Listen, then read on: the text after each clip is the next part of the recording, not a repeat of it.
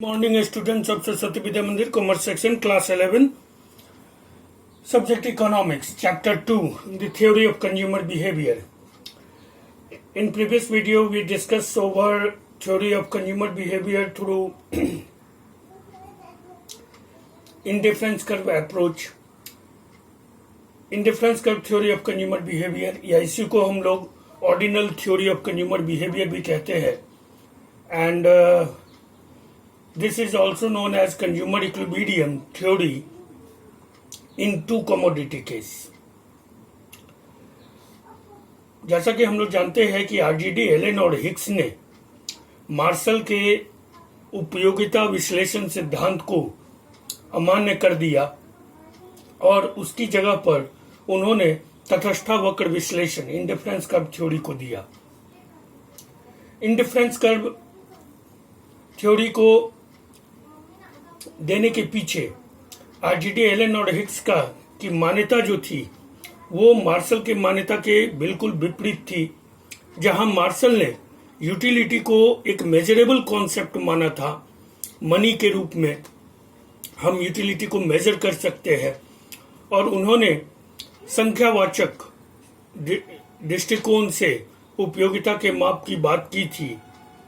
RGD Allen और Hicks ने उपयोगिता को पूर्णतः एक मनोवैज्ञानिक परिघटना माना है और उन्होंने कहा है कि चूंकि utility is totally a psychological concept, thus it can be differ from person to person and it cannot be measured in terms of money.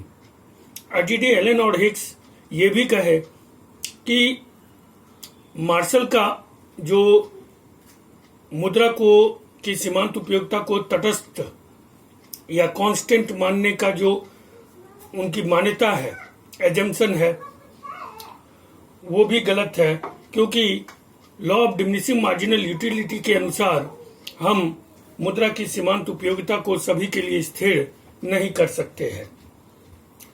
इन सब मान्यताओं का खंडन करते हुए आरजीडी एलन और हिक्स ने तटस्थ वक्र विश्लेषण के द्वारा उपभोक्ता व्यवहार के संतुलन के सिद्धांत की व्याख्या की है, जिसमें उन्होंने मुख्य रूप से दो टूल्स इंडिफरेंस कर्व और बजट लाइन का प्रयोग किया है. According to RGD Allen and Hicks, indifference curve is a path of points at which every point shows the combination of two goods which can be produced which can provide equal satisfaction to the consumer, and by choosing any one point a consumer will become indifferent to all others point. अर्थात तटस्थ वक्र जो है वो बिंदुओं का एक पथ है जिसके प्रत्येक बिंदु द्वारा दो वस्तु गुड वाई और गुड एक्स, दो वस्तुओं का एक ऐसा संयोग प्रदर्शित होता है जो उपभोक्ता को समान संतुष्टि देने में सक्षम होता है, और उपभोक्ता किसी भी एक बिंदु का चुनाव करने के बाद बाकी सभी बिंदुओं के प्रति उदासीन हो जाता है. यहाँ पे हम लोग देख रहे हैं कि गुड एक्स है, अगर इसको हम मैंगो मान लें, और गुड वाई अगर इसको हम ऑरेंज मान लें, तो किसी भी बिंदु पर अगर उपभोक्ता है तो उसे वस्तुओं की कुल संख्या 25 मिलेगी और इससे इनको समान संतुष्टि मिल सकती है. लेकिन अगर जिसको आम ज्यादा पसंद है उसका फर्स्ट चॉइस होगा डी, क्योंकि इसी में सबसे ज्यादा आम की मात्रा है.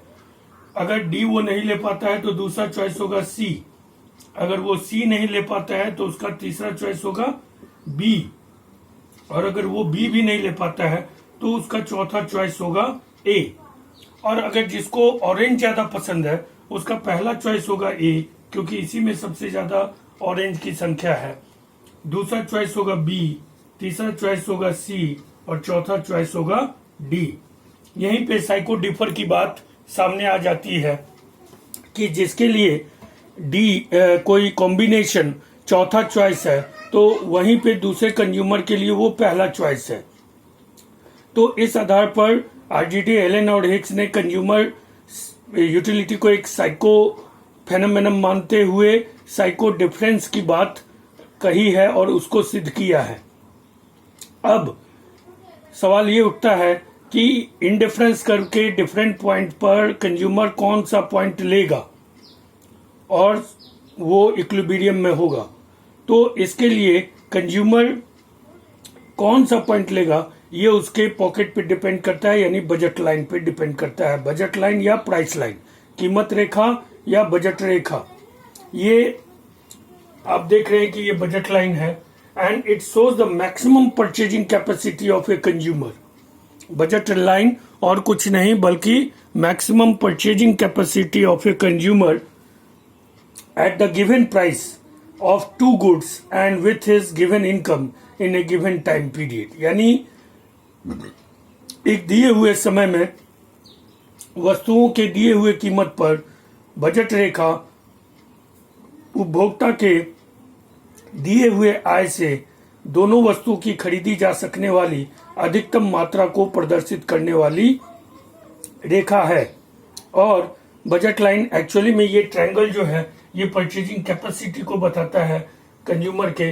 अगर गुड एक्स और गुड वाई को दिया गया है तो अगर हम इसमें सेट बनाना चाहे, मान लीजिए अगर ये बजट लाइन पीएल को आप 100 मान लीजिए और एक्स को आप 5 रुपीज मान लीजिए और वाई को अगर 5 रुपया हम मान लेते हैं तो वेरियस कॉम्बिनेशन संभव है। यहाँ पर ये 20 यूनिट खरीद सकता है, 20 यूनिट्स ऑफ वाई, और 0 यूनिट एक्स के साथ अपना 100 रुपया एक्सपेंड कर सकता है।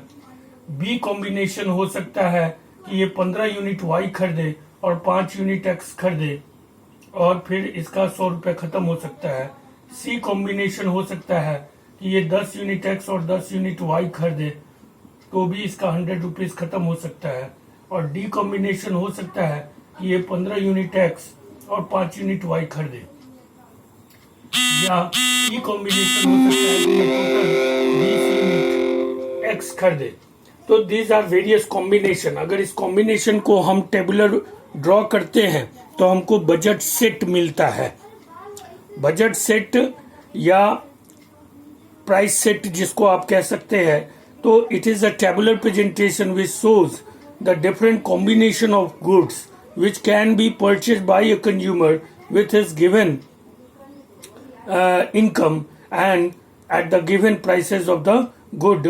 वो वस्तुओं की कितनी मात्रा और कितने कॉम्बिनेशन खरीद सकता है, इसको शो करने वाला जो टेबुलर प्रेजेंटेशन होगा उसको हम बजट सेट या प्राइस सेट कहते हैं। And the graphical representation of budget set is known as budget line और price line and it shows the maximum purchasing capacity of a consumer with his given income at the given prices of the goods। तो indifference curve और budget रेखा के सहयोग से हम लोग next video में कंज्यूमर इक्विलिब्रियम देखेंगे और हम देखेंगे कि a consumer will get equilibrium at that point where his indifference curve get tangent with his budget line. तो जिस बिंदु पर इसका तटस्था वक्र बजट रेखा से संस्पर्श कर जाएगा, टेंजेंट कर जाएगा, या फिर आप कहिए कि कॉन्साइड कर जाएगा, at that point a consumer will get equilibrium.